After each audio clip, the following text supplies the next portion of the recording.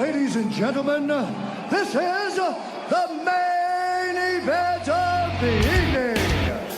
Hold one, Andre. You're not good at this. Get out. Let me tell you a personal story about Vince McMahon. You just made the list. Oh my God! Sorry, no speak English. Dummy. Goodbye and good night. Hold two, on bar. It's still real to me, damn it! Dummy. This is the worst town I've ever been in. Hold three, Lamas covers. Three-handle family Gradunzel. Mamma mia! And now, Unchained.media presents the B Plus Podcast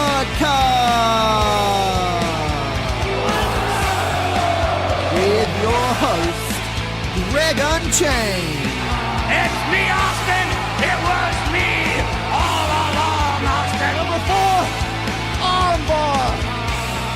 I will never retire! I still got 200 more. I got 200 more holes to list. All right, ladies and gentlemen, welcome to the B Plus Podcast. I'm your host, Greg Unchained. Today is Wednesday, so you know what that means. It's time for King of Sportscast. We didn't do a King of Sportscast last week. I don't think we did a King of Sportscast last week.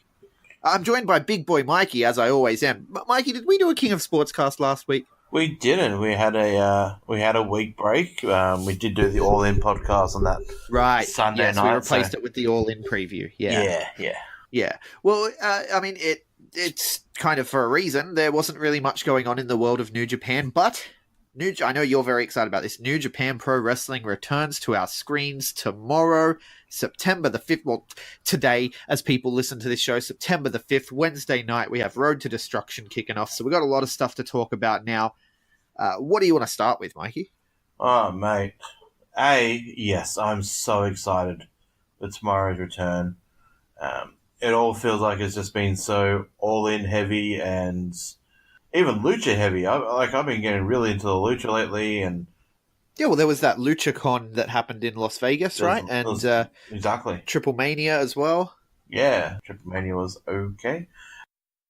We won't get into that again. No, if people no. want to hear Mikey's thoughts on Triple Mania, go back and listen to this last week's All the Rest. We had a quick little chat about Triple Mania, and it's very entertaining. Yeah. Yeah.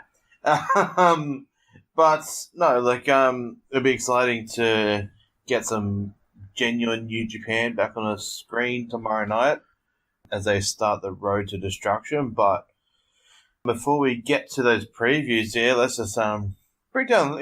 Not so much. There's not a lot been going on in terms of New Japan, obviously, because we haven't had a proper New Japan show since the G1 final.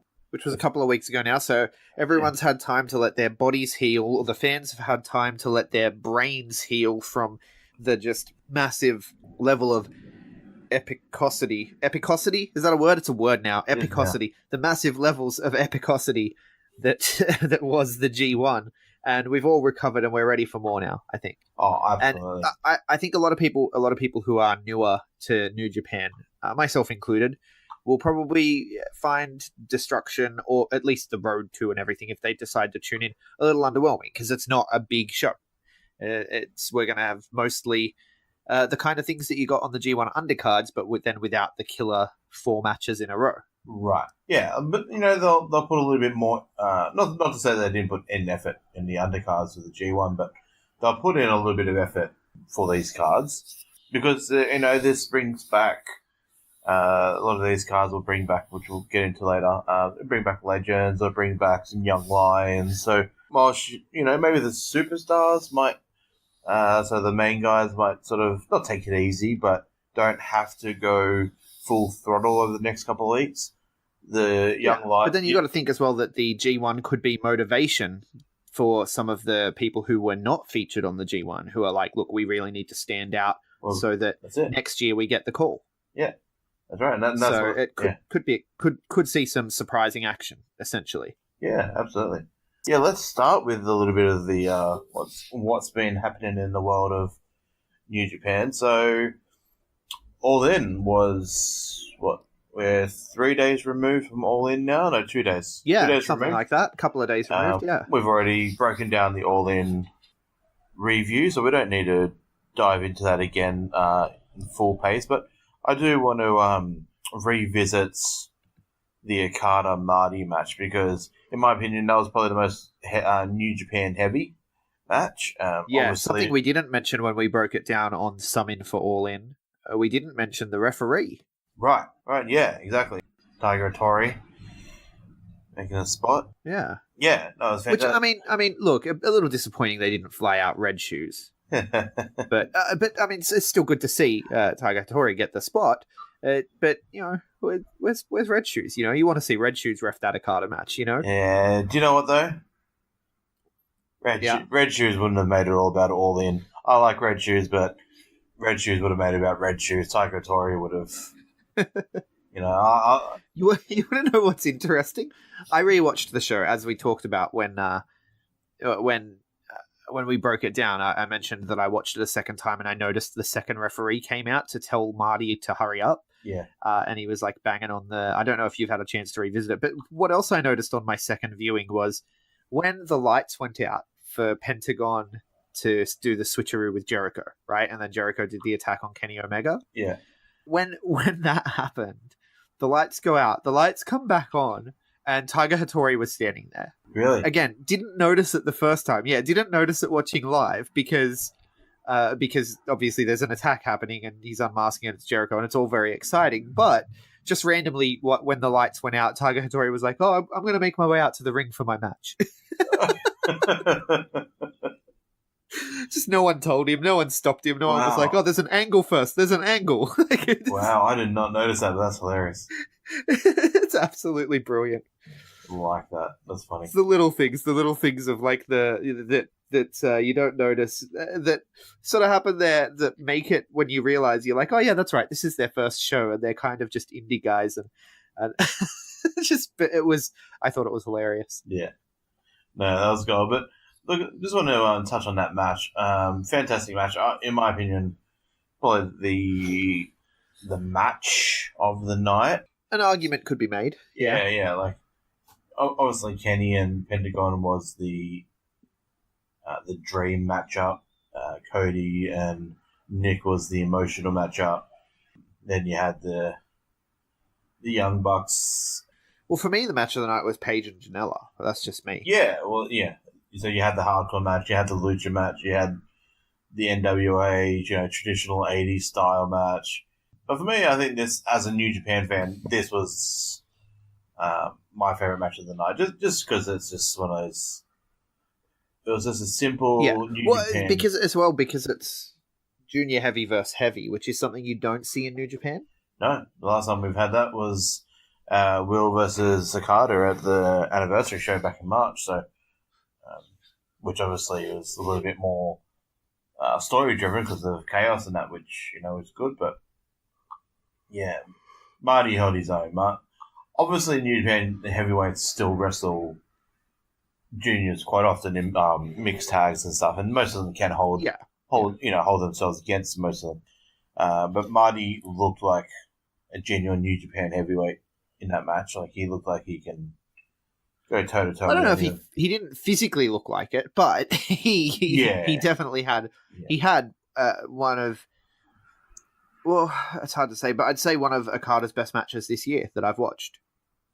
I give it that caveat that I've watched because I haven't watched every match he's had. Yeah. So, yeah. But it's one of the better matches I've seen this year from Okada. Like I watched all the G1 matches, and I'd say that this match beat pretty much all of them except for the ones against Tanahashi. Yeah, no, but it was a fantastic night. And as for other sort of New Japan guys on the night, obviously you had Kenny face Pentagon, kind of a New Japan versus everything match. You could call it New Japan versus Mexico. You call it New Japan versus Impact versus Lucha Underground. Yeah, New Japan versus when he took on Pentagon. CMLL, New Japan versus... Penta L0M. Yeah. Well, is that what they use on that show? Because he has. They actually just called him Penta L0. They didn't have the M. Okay. So he was Penta the Zero, which is kind of insulting. Well, yeah, because Kenny Omega, the best bout machine, versus Penta the Zero. Well, they used the cleaner part, didn't they, a little bit too for Kenny, didn't they? They did, yeah. They didn't call him best bout machine. They used cleaner, which he hasn't been the cleaner in a while, right? Yeah. That was when he was first in Bullet Club and stuff, and he was a more villainous character, but he's kind of left that behind. Yeah, exactly. He's changing the world now. So yeah, that was a fun match, regardless of what Penta's name was on the night. I would love to see Penta in New Japan. Like I think we're talking about on All In Cast how good Penta would be for WWE. Yeah, I don't know. I don't think it'd work in WWE. I mean, I'm sure he would work, but I don't know. I just don't. No. New Japan has a very specific style, and I'm not saying Penta couldn't work the style, but I just think that yeah, because he's really good in Impact. Yeah. And I do feel like he'd be really good in WWE, but New Japan, it's kind of a different beast. It is. But the only thing is just with the New Japan roster at the moment, which is, you don't have to fill in this niche all the time. Like, it's not, something that you go down as a booker, make sure you have one of every race. But they just haven't got, like, I know Dragon Lee is a bit of a, he comes in via CMLL a few times, and they do the Lucha Fantastica shows, but they haven't got a major Lucha guy in the roster. In the past, they've had guys like Mascara Dorado, which is now Grand Metalik. Sorry. They've had La Sombra, he was the IC champion at New Japan for a while, who's now Andrade Almas. They've always had a major, not just in the juniors, but in a major Mexican guy in the main divisions. And I think Penta, actually probably Phoenix probably could, but Phoenix would be better junior. But I would love to see Penta fill that spot. And if I could see Penta versus Kenny 100 times, give it to me, because that was fantastic. Another quick little like if I was to pick someone to come over as a heavyweight into New Japan, I'd be picking Mil Muertes, Ricky Banderas, right? Yeah. Like, he's a big, hard-hitting luchador. Like, not... Yeah. I don't know, I wouldn't... and I think his style would work. He's a little slower, a little more methodical, a little more brutish. Something like Ricky Banderas versus Minoru Suzuki or Tomohiro Ishii would be incredible. Right. But that's me. Like, that's what I would choose. Everyone's different. Yeah. I don't know if I could see Penta, but all the rumors say that he's going to WWE anyway, so it's kind of a moot point. But as for the other guys from New Japan, you had Coda in the 6-man match later in the night. Played his spots really well. And then you had the... Didn't have too huge of a role, but the Bucks did wear his colours on the trunks, which was really nice. I like that. Exactly. We didn't talk about that either, but that was a nice touch. I like that. Then, I guess the only other sort of New Japan guys on the card were the Ring of Honor / New Japan guys like Cody, Bucks, Hangman, and Marty. Yeah, so, like, overall... It would have been nice to see more in the over-budget Battle Royal, like, just to see one or two. Yeah, I mean, there was a couple in the country, and the one that I thought was missing from the show... He was in bloody Chicago. Like, we just watched it. Was Tama Tonga. Like, yeah, he would have done well in the over budget Battle Royal, or something. Just even bringing over Yujiro would be nice, because he's technically, or Chase Owens, because they're technically part of the Elite now. Yeah, something like that. Like, nearly everyone that's been on being the Elite in the last year was basically on that card, other than Chase and Yujiro. So yeah. But anyway, you can understand from a kayfabe reason why Tama Tonga's not on the card, because they're not really working well together at the moment. No, they're not. so you can you wouldn't really want to invite that Chaos agent in. No, but look, fantastic night from All In. He's hoping that Cody Rhodes does hold. Sorry, he's hoping that Cody holds the NWA title through to Wrestle Kingdom, because nothing would give me greater pleasure than seeing that NWA Championship on the waist of a Rhodes, regardless if they're allowed to use that or not. Seeing that on the waist of a Rhodes walking down Tokyo Dome. Well, we could see NWA sanctioned matches in New Japan now. Now that it's not on Aldous, now that it's on Cody, so that's really cool. Yeah. But moving on, I had something that I wanted to mention. New Japan, I saw this today in the news. New Japan have broken their all-time sales records. So when it comes to how many sales they make in a year, now I'm not clear on whether this is like event sales, ticket sales, merch sales, or just everything. I think it's everything. And they broke their all-time record. So the hottest year they'd had previously was back in 1997 when they were on a bit of a hot streak, had a bit of a partnership with WCW. Yeah. Right? Which you can probably tell us more about than I can. I literally got that information from you. So, but this year they did 4.9 billion yen, which is $44 million US in sales, which outstrips that record, which has been there for 21 years. So they've had their hottest year ever in sales, which is really good news. And they're a firm number 2. Yeah. They're the second best selling professional wrestling company in the world. Obviously, WWE is a clear number 1. They do billions of dollars in sales. Like, they're huge. So yeah, well, very interesting, very good for them. I do find it, and it was actually a very interesting segue from All In to this news, because I think it's only August, but I'm guessing that would have been from the business year, so from July to July, their biggest sales. Yeah, it would have. But it's still an interesting segue, because that just shows you the landscape of the professional wrestling business right now. In the 90s, wrestling in the 90s was the hottest period. Whether you were WCW, WWE, ECW, it was great for the Mexican companies. Like AAA was going through a boom with obviously the guys like Ray and Eddie coming from there and putting highlights on that. Then you had the New Japan guys. You had All Japan, who was hardly being shown in America, but everyone knew who Misawa was and Kawada and that. But New Japan guys like Great Muta, Masachono, and those sort of guys that were appearing on Monday Nitro. And Joshi workers too. I mean, yeah, Maiko Satomura, who's in the Mae Young Classic, she was on WCW back when she was just a girl. She was about 16 or 17 when she was on in 1997.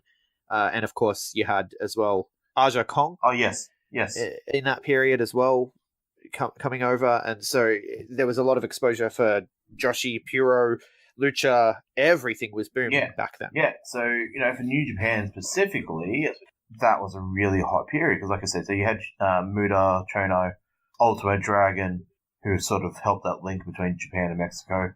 And America with his WCW stuff. Yeah. But with Bischoff and Hogan, taking the old story is, and it's true, that Bischoff stole the NWO ID from the New Japan bookers from the 90s. But they turned it into NWO Japan, which, still to this day, there are remainings of stable breakdowns since that time, with guys like Chaos and Great Bash Hill and that. It's all kind of got seeds going all the way back to things. So, when you got someone like Hulk Hogan and Great Muta tag teaming in New Japan and in WCW and stuff like that, against the guys like Sting and Ric Flair and, Chris Benoit and that sort of stuff, or Chris Jericho versus Yuji Nagata, and, he had so many good matches.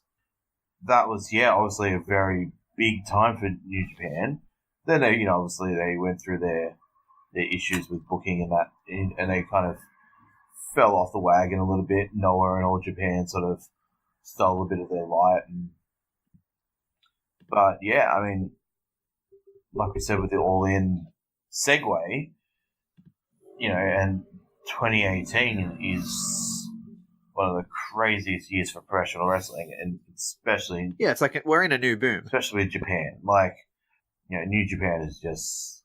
They just got to be careful that...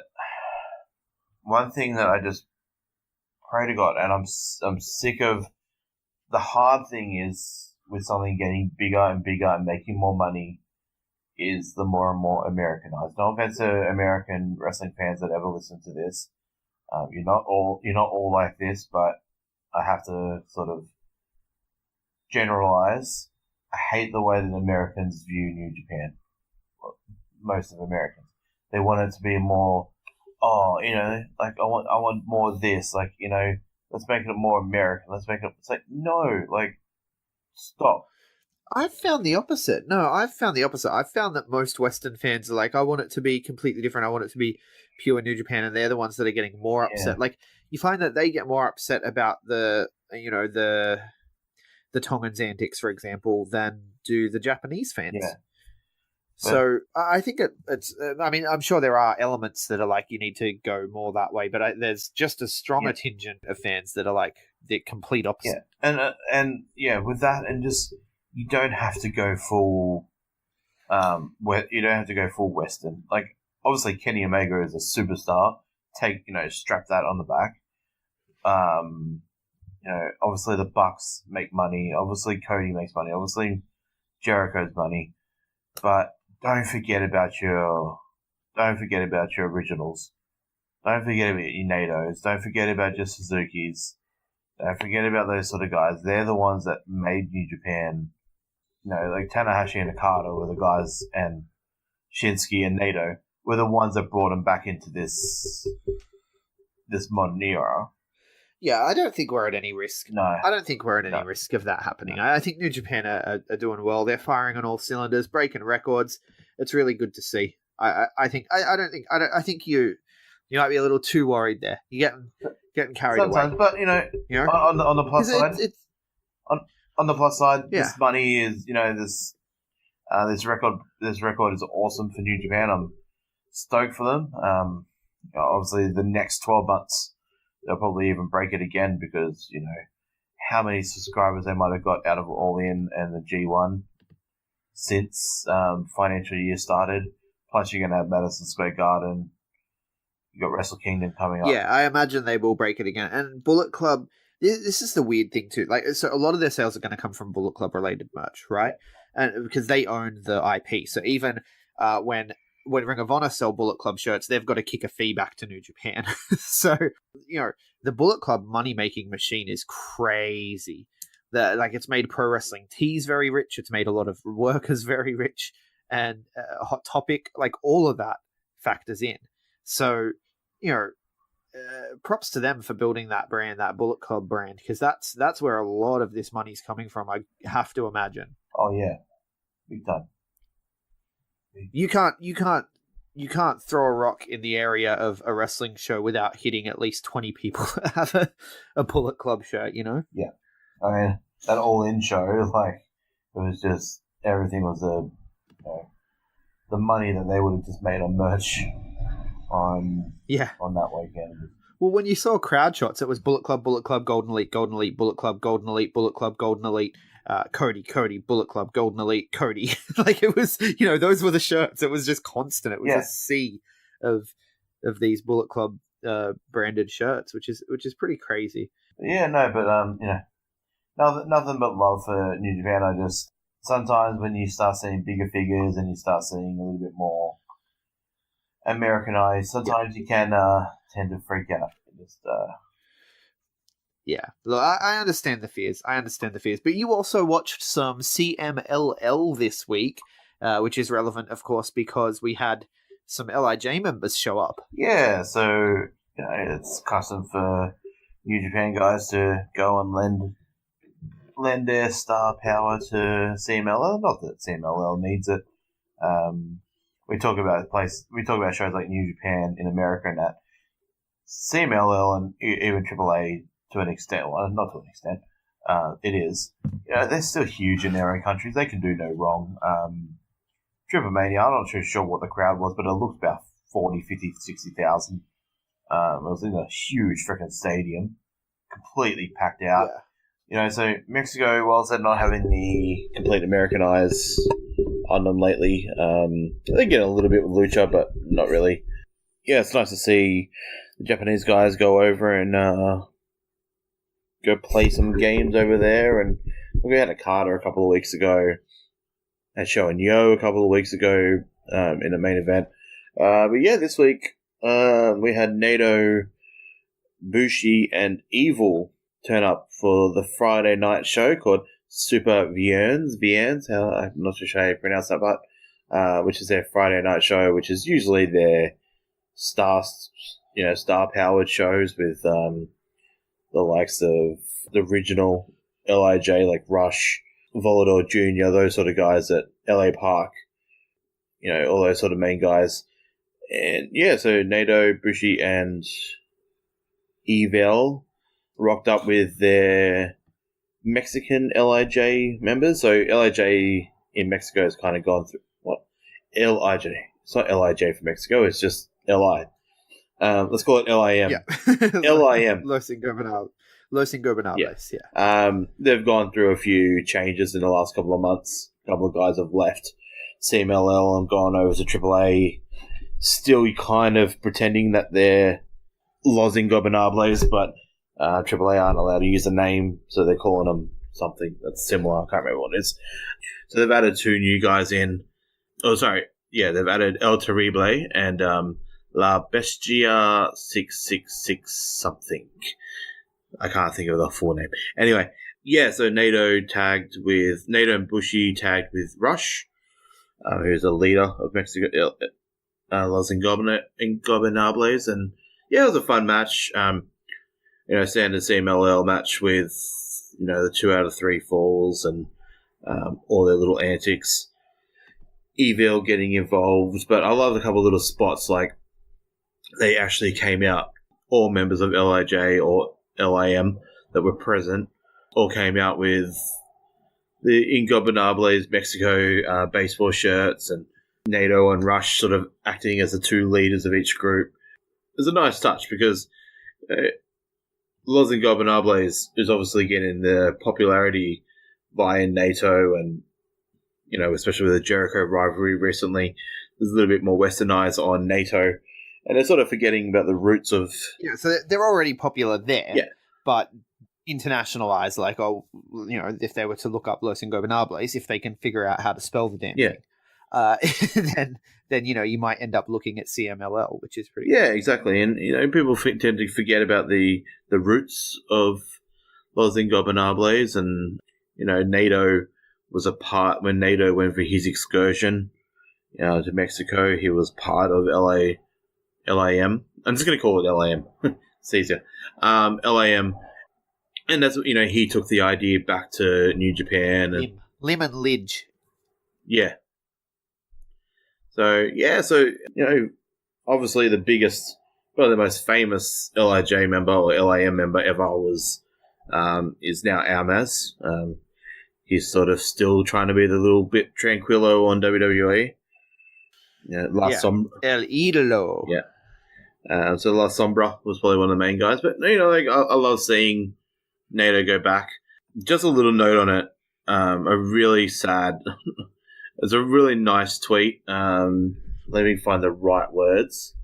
He wrote it in Spanish. Bless NATO. Yeah, on NATO's Twitter. He tweeted, Los Ingobernables de Japón Estadi Esperando. And he attached 3 photos. So one from 2015, one from 2017, and one from 2018. The 2015 and 2017 one has him and Hiromu Takahashi sitting on the same hill looking over this beautiful view in Mexico. The third picture is NATO sitting alone next to a LIJ hat. And Estaré Esperando, if you translate it, it says "I'll be waiting," which is like a really nice touch because obviously Takahashi has deep roots in CMLL as well. So these are 2 guys that with Excursion became superstars out of CMLL and gained that extra notoriety out of CMLL, and it was a nice little touch on his Twitter. Yeah, I like it. There's just these 2 photos, there's 3 photos. The first 2 of them together, and then the third one of him alone. like, I'm sure Hiromu would have been on that tour with him had he not been injured. Yeah, if he was well. Yeah. It was just a nice little touch. Absolutely. But Evil was there. Evil was there. Yes, he was the he was ringside. Bushi, Nato, and Rush were the competitors, and okay, fair. But he wasn't in the match. Well, because I came across something interesting about Evil this week. Oh yeah, Jericho had an interview that he recorded after his Dominion title. Oh yeah.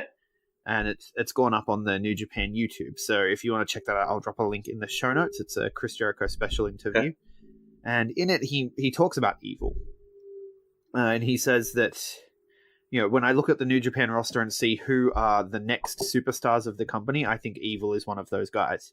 Right, so that's big praise from Jericho to say that Evil's going to be a future star. But then he goes into working mode and he says, but he made a big mistake coming to save Naito. He needs to mind his own fucking business. And that really made me mad. He's going to pay the price. I don't know where. I don't know when. I hold grudges very deeply. I don't forget. And I will get my revenge on Evil at some point. And only I know when. Wow. Which, I mean, he just said, I don't know when. But then he said, only I know when. So come on, Jericho, make up your mind. Do you know or do you not know? Yeah. But I guess it's pretty much confirming our suspicions that we are going to see Jericho versus Evil, which is amazing. Oh, big time. How good's that going to be? Oh. Could you imagine if Evil manages to capture the title off him when Naito couldn't? Oh. Wow. Like the little looks, because it's something that Naito does really well is the little looks, right? Like all throughout the G1 with the Sonata and the fist bump thing and wouldn't they, all that stuff. I think that it would be really cool to have just Naito giving him the side eye because you've got my Intercontinental Championship. You know what I mean? I think there's some real interesting stuff that could end up at play there. Yeah, no, definitely agree. But I would love for Evil to hold a major singles title like that. I think it'd be perfect. But yeah, I think it's about time. I think he's ready. Yeah. I definitely think he's ready. I'm loving this side of Jericho. He's so good at what he does. Like the fact that he managed to beat All In. And was it you that was telling me that he literally flew back for his show and had to perform in the makeup?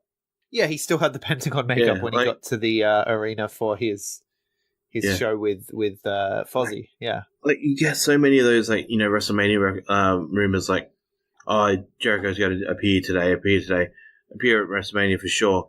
Like no, he's got a show on the other side of the country, and it's like that's why I thought about All In. Everyone's just like, surely Jericho makes an appearance. Like no, he had a gig on the other side of the country. Like he's not going to make it. But he does anyway because he's Chris motherfucking Jericho. Yeah, it's pretty impressive to be honest with you. He's just an impressive individual. And speaking of motherfucking Jericho, and saying fuck 1,000 times. An interesting little Tama Tonga interview with Simon from What Culture at the All In Starcast. Yeah, they called it a shoot. It wasn't really a shoot, but if anyone's listening, go and watch it. If Tama turned you off a little bit during the G1 with too much interference and all that, and you kind of forgot about how awesome Tama is on the mic and how naturally gifted as a dick as he can be, go watch him. He is the most amazing but dickish man I've ever heard on heard him. I love Tama Tonga. We know this. I love Tama Tonga and Bad Luck Fale, and to a lesser extent, but still to an extent, Tonga Loa as well. Yeah, I think they're brilliant. Absolutely. Yeah. It makes me miss, the full heel Bullet Club. I'd love, one day for Bullet Club to be a complete heel stable once again.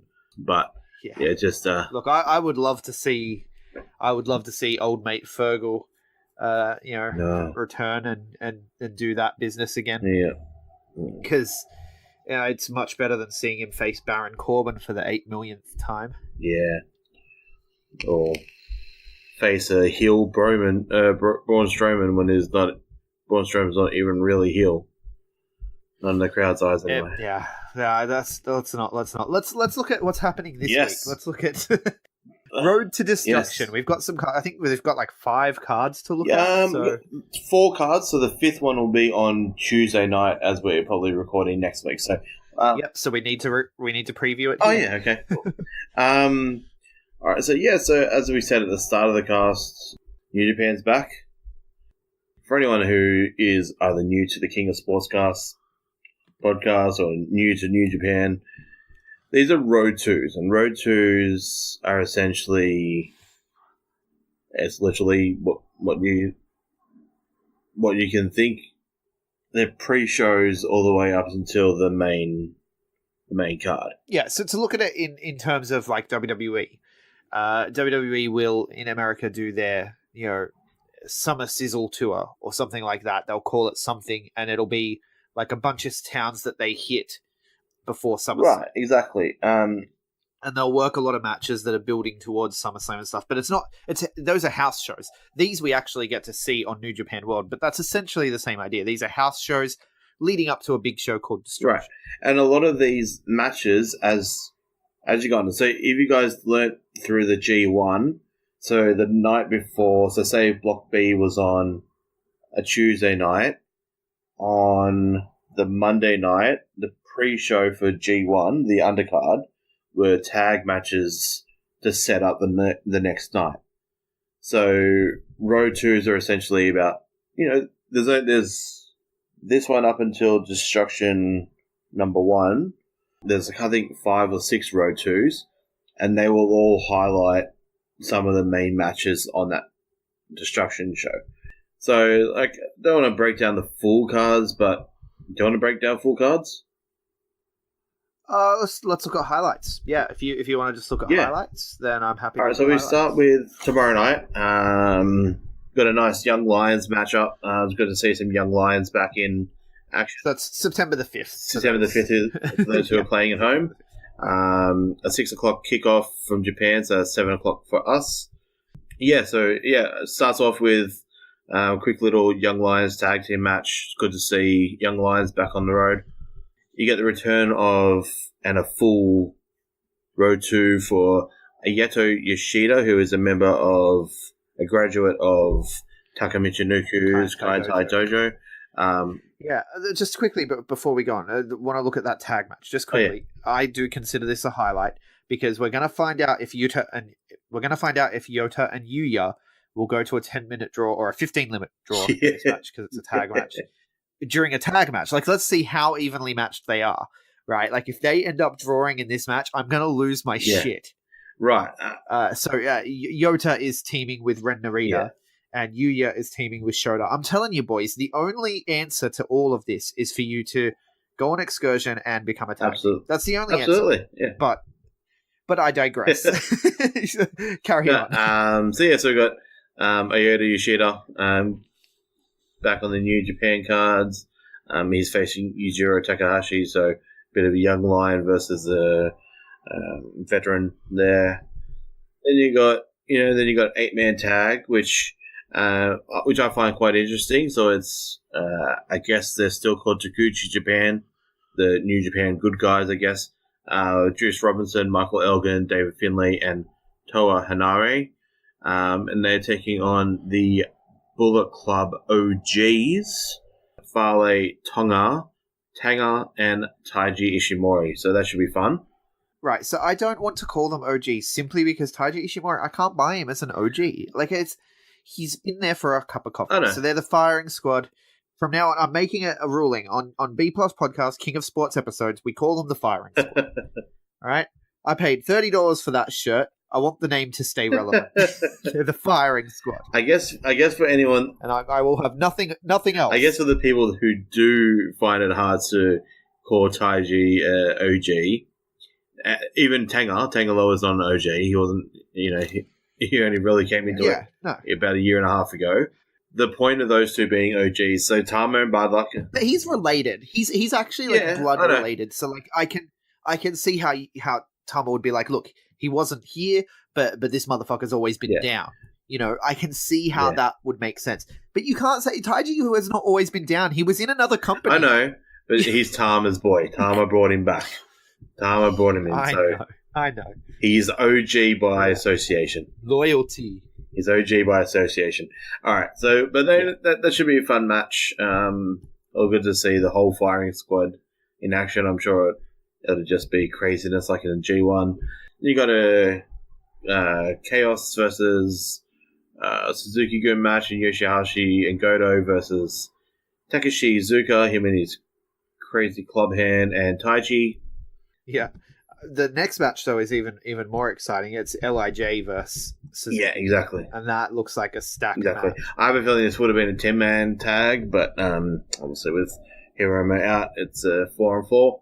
8-man match, so Bushi, Sanada, Evil, and Naito versus Taka Michinoku, El Desperado, Yoshinobu Kanemaru, and Minoru Suzuki. So I'm pretty sure that's the entire Suzuki Gun minus Zack Sabre and KES, who I don't even know are full New Japan talents anymore. I haven't seen them for a long time. Yeah, haven't seen them in a while now. Davey's been very busy. He's in the world of sport and Major League Wrestling, and so I don't know. And Lance Archer, I don't know where Lance Archer's been. I haven't seen him for a while. So they'll be back for. They'll be back for. Then we got a 6-man Tanahashi with Big Bash Heel.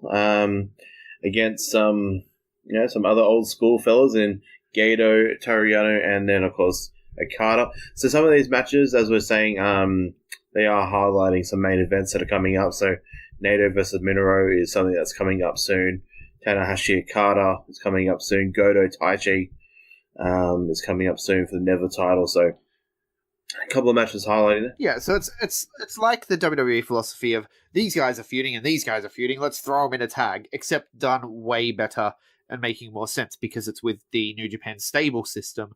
It makes sense to just throw these things together and it looks good. And then the main event for this night is the return of IWGP Heavyweight Champion Kenny Omega as he tags with Kota and Chase as they tag on Chaos, which is a very interesting 3-man team. I don't know these three have ever tagged together as a Chaos team, but it's got Tomohiro Ishii, Beretta, and Will Ospreay. So it's a very interesting trio. I've never seen that trio perform together, but it should be interesting. Yeah. Obviously, Will and Kota. And of course, Will and Kota are the highlight reel for that match. And don't count out Beretta, man. Don't count out Beretta. But of course, that's as well building towards Kenny and Ishii, who will have a match shortly. Exactly right. Then we have. So that is tomorrow night. So that's the 5th. Yep. Then we go to Friday, September 7th. Now this one's at Korakuen. This one is at Korakuen, which is good to see. I love Korakuen shows. I'm guessing the Korakuen one will be in English commentary. I think in Korakuen they have no dramas setting up an English commentary. Not 100% sure. I don't know. No, I don't think any of the Road 2 shows have English commentary. I think it was just the actual Destruction shows. True. I think Kevin Kelly said that he's recording commentary for the Road 2 shows, but it'll be like a few days later. Like he's doing that instead. Oh, okay. No, that's fair. Okay. So we go to Tokyo Korakuen Hall. 7:30 kickoff for Australians. 6:30 local. Well, for Australians in Sydney. So 6:30 Japanese time. So use your heads with that one. Here we open up with just another Young Lions match. Second match in, again, similar to the last show with Team New Japan face. Ayota Yoshida joins that lineup this time to face the same team in Firing Squad. Firing Squad. Then you got a one-on-one with Hanare and Beretta. Decent. Which is actually probably going to be a pretty decent match. Yeah, something new. It's a new one-on-one. It's good to see something new. Then you got Gato with Hiroki Goto this time, and Taichi with Taka in a tag team match. Then we have another 8-man tag between LIJ and Suzuki Gun. This time, Takashi Iizuka comes into the 8-man match, and Taka Michinoku goes to the Taichi tag match. Right, so they just sort of swapsies. Then you got another Tanahashi with GBH against Okada, Yano, and this time against Yoshihashi. So, again, a little bit of swapsies. And then the main event for that match, which should be cracker. Basically the same from Wednesday's show, from tomorrow night's show. However, just take out one tag member each. So now it's... Yeah, well, a 6-man tag to a regular tag is a huge difference in the way the match plays out. So this one, I think this one is going to be a really, really solid match. That's Ospreay and Ishii against Kota and Kenny. The Golden Lovers. Golden Lovers versus, I guess, I don't know, the British Chaos, because Ishii's a British heavyweight champion at the moment. So. No, should be fun. Yeah. Then we stay at Korakuen Hall for Saturday nights, which is a 6:30 Japanese local time kickoff again. Again, use your brains with that one. Then straight off we've got another Young Lions match opening. Ayada Yoshida in another one-on-one. You got Firing Squad versus a similar lineup to the last couple of nights. This time it's Togi Makabe goes in with Elgin, Finlay, and Hanari. Right now, hang on, just quickly. You've asked for it. Do you think Hanari turns? Ooh, I would love it. You've said you want it to happen, right? I don't think it's going to happen on a road to destruction. Maybe on like one of the destruction shows. I can't remember if there's a big 10-man tag with any of that, but maybe. We could get seeds. We could get Tama making an offer, that kind of thing. Needs to happen. I love it. Anyway, because like you said, there's a link there. We're not being racist here. There is a link there with Bad Luck Fale's dojo in New Zealand. Yeah, that's why I would love also Jay. So it's not because they're Islanders. We're not saying that. It's just I would love Jay White to be in the firing squad. I'm not going to lie. I'd love to be in the firing squad. That should be his chaos. Yeah, it's just perfect. Yeah. I disagree because I just don't think anyone can trust. It's about loyalty, right? Bullet Club's about loyalty, and Jay White is loyal to Jay White. At the end of the day, if Jay White was to have someone like Bad Luck Fale in his corner, i.e. Virgil Devitt back in the day, it'd be something interesting. But as we move on through the card on this night, got Chaos versus Suzuki Gun in another tag match. This time it's Yoshihashi and Goto versus Kanemaru and Taichi. I don't like that. I don't like Kanemaru and El Desperado splitting up. They're technically a tag team. Leave them as a tag. I just like them as a tag.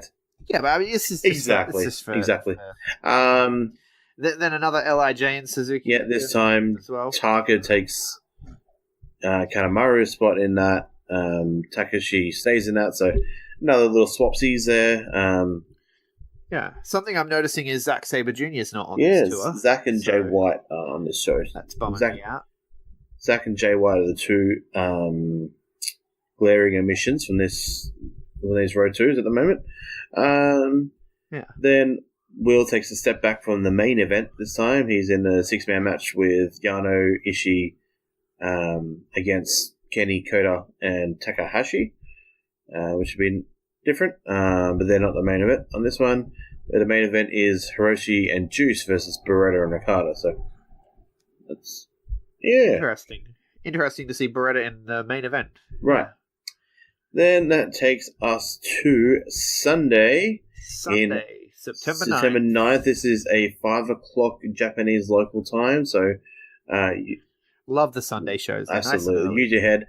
Okay, we open up with another Young Lions match. This Yoda versus Yuya. 10-minute time limit draw. Calling 10 minutes it now. time limit. This will be number 8. Absolutely. Yep. Number 8? I'm going to have to check that on Cage Match. I think this will be number 8. Then we go into another firing squad match. This time they got 3 Young Lions in Narita, Shota Umino, Ayada Yoshida, and Michael Elgin. So good luck, Michael Elgin, with your 3 Young Lions there. Yeah, maybe they're going to stick Michael Elgin with a Suzuki gimmick. Oh, he takes Yuji Nagata's role. That's right. Then you got another Chaos versus Suzuki Gun match, another Swapsies, Gato, tags with Goto this time, and El Desperado tags with Taichi this time. Then you got LIJ versus Suzuki. I just want to just a quick note. I did check Cage Match. Now, it goes back further. They did this on the road to Dontaku as well. I didn't know about that one. So we're actually looking at, they already have 10. So this will be their 11th time limit draw if they go to a time limit draw. This is amazing. I love this so much. It'll be the future Show and Yo. And speaking of Show and Yo, where are they on this card? Anyway, on these cards. Anyway. Yeah, they're another glaring omission. Well, you can't get everyone. When you have a roster as stacked as New Japan's is. Yeah, it's a blessing and a thing, because you want to see your favorites all the time, but then it's also good for the guys to get some recovery time and lay low and then recharge their batteries. So obviously, yeah, and look, for anyone listening to this, is where New Japan one of the places where New Japan differentiates itself from WWE. Whereas in WWE, you're like, okay, where's Zack Ryder? Where's Kurt Hawkins? Where's these guys? Like, there's a lot of guys that are just not used at all, right? At all. Yeah. And then you've got a bunch of guys that are used too much and repetitively against one another, even though we've seen it before. Whereas in New Japan, they cycle and they actually use their guys way more intelligently, and you get fresh matchups and stuff like that. So, just for anyone who's like thinking about it in those terms, it's another one of those major points where if you're not watching New Japan, you got to see the way they handle it, because it's entirely different philosophy. Absolutely. So as we go back through this, that's a bit of an aside, but fair enough. So another LIJ versus Suzuki Gun, another swapsies.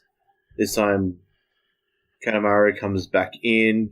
Desperado is gone into the other tag match, so another variation of Suzuki Gun. Then we got Tanahashi tagging with Toa Hinari this time against Okada and Yoshihashi. Then you got an 8-man tag with Ospreay, Beretta, Yano, and Ishii versus Chase, Yujiro, Kota, and Kenny. So it's Golden Elite and Bronze Elite? Is Chase and Yujiro Bronze Elite? Are they Kenny and Kota Light? Can't they at least be silver? Like, why do they have to be bronze? I don't know, because it's Chase and Yujiro. I don't know if I even want to give them silver. No, I love them. How about I do love them. The golden lovers and the other lovers? Or even the mother lovers. Chase Owens and Yujiro look like mother lovers to me. Just saying. And then the big match, and this is the special one, we headline with the return of Satoshi Kojima. This is his comeback match. Good to see him back. This also is a return for Tenzan. I don't know why they don't highlight that. Poor Tenzan. Hiroyoshi Tenzan, he was around not too long. And Manabu Nakanishi is returning in this match. So it's an 8-man tag with Manabu Nakanishi, Hiroyoshi Tenzan, Yuji Nagata, and Satoshi Kojima, which, holy crap, Legends team, versus Great Bash Hill is Honma and Makabe with Juice and Finlay. I think I broke this down. Finn Juice. I broke this down a couple of weeks ago when we did a quick little talk about these as they got announced. I love the 4-man tag of Manabu, Tenzan, Nagata, and Kojima. I love them facing Great Bash Hill. I love Finlay and Juice, I really do. They just kind of look odd in this match. There's so many other guys that, I don't know, But if you didn't have them there, for fans who have come on board more recently, like myself, you're going to be watching this match like, who are these people? Yeah. I mean, I know a little bit more, but even I am still like, I'm familiar with Hiroyoshi Tenzan. I'm familiar with Satoshi Kojima, and obviously I know Yuji Nagata. But, it's kind of one of those things where you do need to have today's guys in there. Absolutely. But it should be fun. So, interesting note about this night, there is 4 8-man tag matches on this one show. So, all hands on deck on the show for that one. Talk about getting everyone on the card. That's the way to do it. And then the final night, Tuesday, that we're going to talk about anyway, the Road to Destruction carries on next week. We'll talk about it next week, obviously. But Tuesday, September 11th. Yep.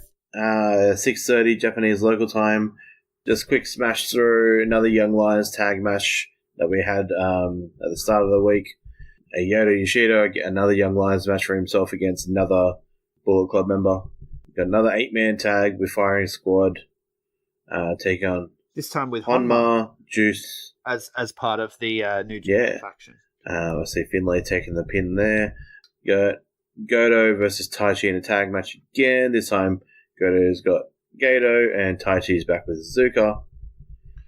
Then you got another Suzuki Gun LIJ tag match, 8-man tag match. Another variation of Suzuki Gun. I'm not going to go through that. Then you got Tanahashi, Makabe, and Hanare versus Okada, Yoshihashi, and Beretta in a 6-man match. Then you got Ospreay, Yano, Ishii versus Yujiro, Kota, and Kenny. So over the space of 5 days, other than the Kojima comeback match, there are a lot of repetitive matches, which is good and can be good, can be bad. Like, the entire week, Firing Squad and LIJ are 2 4-man tags that don't change at all. When you got bigger stables like Suzuki Gun and Chaos, you can muck around with the lineups to make it a little fresher here and there, but not too much. But there should be some fun shows. Like you said, if you want to listen to them in English commentary, Kevin Kelly will be recording them in studio probably a couple of days later. But if you want an authentic New Japan show, I do recommend sometimes watching it in Japanese, in a native tongue, because it's just gives us that extra little thing. I do it with CMLL. They don't do any English commentary at all. Hopefully they get into it one day. But I sit there and watch CMLL, and I don't understand a bloody hell what they say, and I don't know anything in Spanish. They roll their Rey Mysterios, all that, all night long, and I don't understand what the hell they're talking about. But it does give an authentic feel, and sometimes I do like to watch New Japan shows in Japanese. It just does give that authentic. So don't be... Yeah, well, until not long ago, it was the only option. Well, right, so. Yeah. So don't be afraid to, if you're out there, don't be afraid to watch it in Japanese. Like, it might be hard to understand. But that said as well, these Road to Destruction shows, they're more set up. They're more, and that's what we're here for. We're going to watch them. We're going to tell you, what you need to know, what the big things to come out of it are, and what you should be checking out. Because let's face it, you're looking at 5 shows in 5 days, or 5 shows in 7 days. Right. Not everyone's that's more than there was during the G1, to be honest with you. But unlike the G1, it's not, big things aren't happening on every single show. So we'll pick out the highlights and let you know what's worth watching and what's not. Absolutely. So by the time you listen to next week's show where we do that, the English commentary should be up. So it's up to you. But that's what's happening this week in New Japan. Is there anything else you want to say before we go? No, I'm almost out of breath with that bloody lineup. Yeah, lots of multi-man matches. It's hard to run through. Yeah. Hard, but easy. But it's all building to Destruction in Hiroshima, which takes place next weekend. So we will review this week's shows next Wednesday, and then at the same time we will preview the actual Destruction card, which will have a little bit more meaning to it. So it should be good. Yeah. And will you be providing a review of the week of the road or whatever for the website? Yeah. I'll try and maybe on Sunday I'll do a one just to cover Wednesday, Friday, Saturday. I'm just dobbing you in for more work. No, fair enough.